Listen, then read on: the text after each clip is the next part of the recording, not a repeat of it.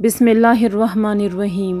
ابو سلمہ کہتے تھے کہ ہمیں جابر بن عبداللہ انصاری رضی اللہ تعالیٰ عنہ نے خبر دی کہ نبی کریم صلی اللہ علیہ وسلم کی خدمت میں عمر بن خطاب رضی اللہ تعالیٰ عنہ غزوہ خندق کے دن حاضر ہوئے اور عرض کی، یا رسول اللہ، قسم خدا کی سورج غروب ہونے کو ہی تھا کہ میں اب عصر کی نماز پڑھ سکا ہوں۔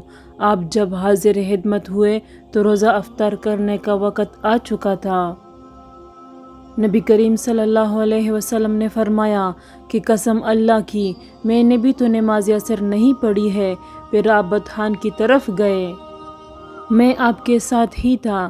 آپ نے وضو کیا، پھر عصر کی نماز پڑھی، سورج ڈوب چکا تھا، پھر اس کے بعد مغرب کی نماز پڑھی۔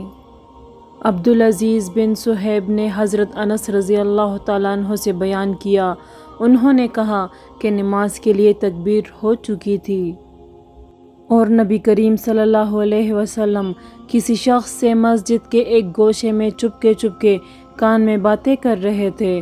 پھر آپ نماز کے لیے جب تشریف لائے تو لوگ سو رہے تھے۔